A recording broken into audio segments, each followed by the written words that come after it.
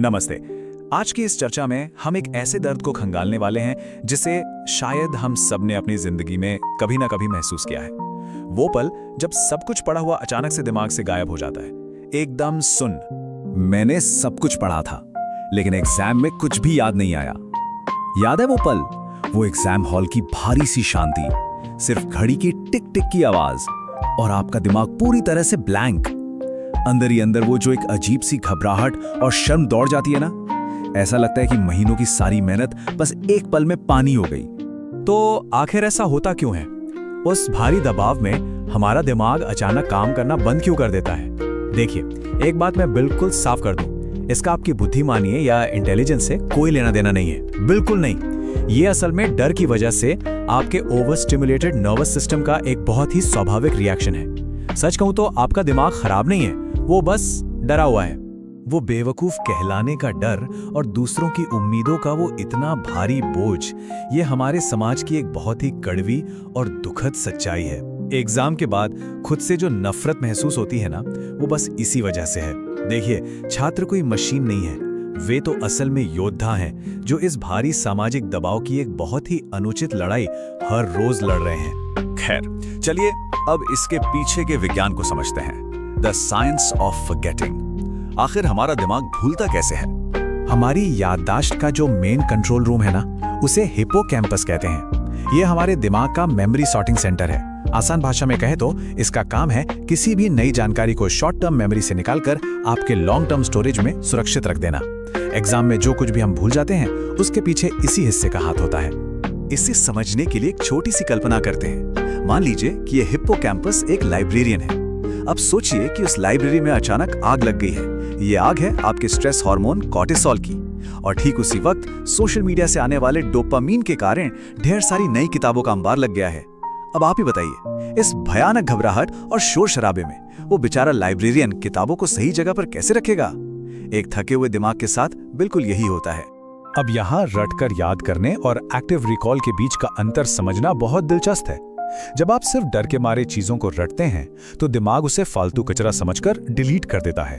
लेकिन वहीं दूसरी तरफ जब आप किसी कॉन्सेप्ट को गहराई से समझते हैं, उससे एक जुड़ाव महसूस करते हैं, तो वो मेमोरी हमेशा के लिए आपके दिमाग में छप जाती है।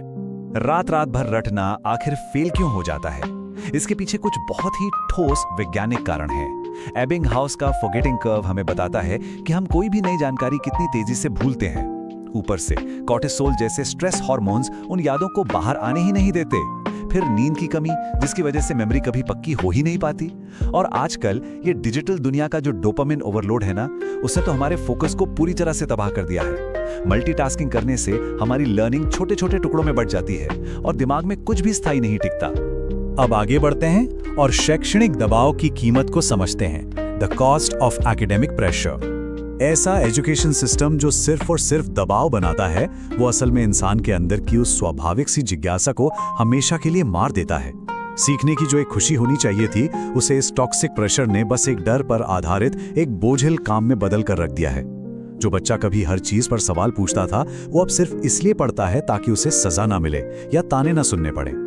सच तो ये है कि हम एक ऐसे समाज में जी रहे हैं जहां नंबरों की कीमत असल ज्ञान से कहीं ज्यादा हो गई है। स्कूलों में सिर्फ रटने वालों को इनाम मिलता है और इमोशनल इंटेलिजेंस को तो पूरी तरह से इग्नोर कर दिया जाता है। शिक्षकों पर भी अपना सिलेबस खत्म करने का एक भारी दबाव होता है, और हर वक्त जो दूसरों से तुलना की जाती है ना, उसने बच्चों के अंदर एक गहरा मानसिक आघात पैदा कर दिया है। पढ़ाई और असल जिंदगी के बीच का फासला आज इतना बढ़ गया है कि कुछ नया सीखने का जो प्यार था, वो जैसे कहीं खो गया है। इसलिए सबसे अहम बात जो आपको यहाँ समझनी है, वो ये है कि याददाश्त कमजोर नहीं है। असली समस्या एक भावनात्मक रूप से थका हुआ दिमाग है। आपको ये मानना होगा कि आपका दिमाग खराब या टूटा हुआ नहीं है, वो बस इस बेमतलब की रटंत विद्या और डिजिटल दुनिया के शोर शराबे से बुरी तरह से थक चुका है, बर्नआउट हो चुका है। इसलिए खुद को कमजोर समझना बिल्कुल बंद कर दीजिए। तो फिर रास्ता क्या है? चलिए अपने तीसरे हिस्से पर आते हैं, रीबिल्डिंग मेमोरी एंड फोकस।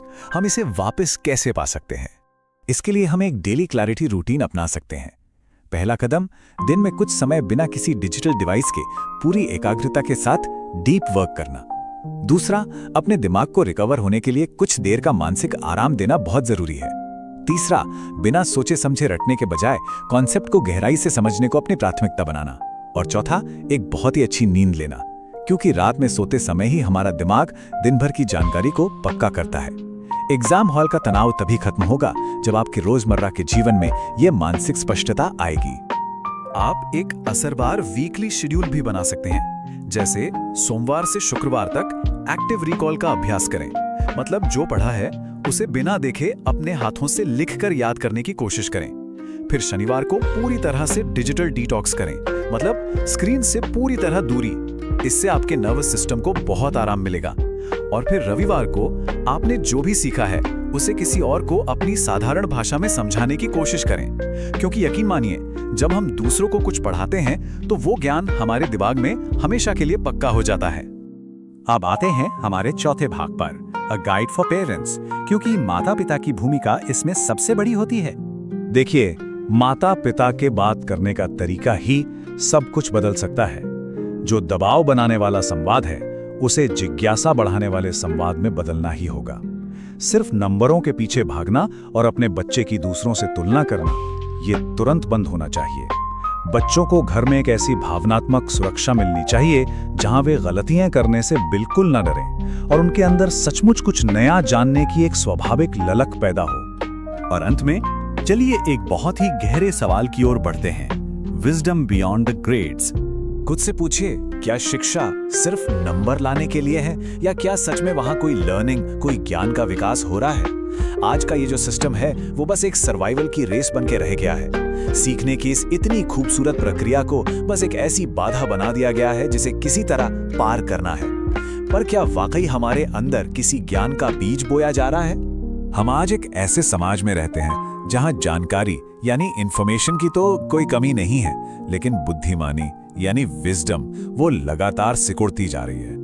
हमारा दिमाग इतने ज्यादा शोर और इतने डिजिटल कबाड़ से भर चुका है कि शिक्षा का जो असली मकसद था वो जैसे कहीं बहुत पीछे छूट गया है। सुकरात और बुद्ध जैसे महान विचारकों ने हमेशा यह सवाल उठाया है कि जिस ज्ञान से इंसान का जीवन ना बदले, जिस पढ़ाई से आपके अंदर कोई स्पष्टता या शांति ना आए, तो क्या सच में वो ज्ञान कहलाने के लायक भी है? अगर आज की शिक्षा हमें सिर्फ और सिर्फ डरना सिखा रही है तो हमें रुककर बहुत गहराई से सोचने की जरूरत है। जिस दिन इंसान सिर्फ डर के कारण नहीं बल्कि फिर से समझने के लिए पढ़ेगा, उसी दिन ज्ञान हमेशा के लिए याद रहने लगेगा।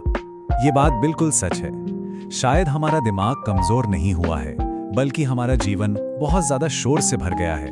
तो आज ये फैसला आपको करना है कि क्या बस अगले एग्जाम के लिए एक और रेस का हिस्सा बनना है, या फिर सच में कुछ समझकर अपनी चेतना को जगाना है। सोचेगा जरूर। आज की इस गहरी चर्चा में मेरे साथ जुड़ने के लिए आपका बहुत बहुत धन्यवाद। ऐसे ही और विचारों को खंगालने के लिए जुड़े रहें। मिलते हैं अगले विश्लेषण में।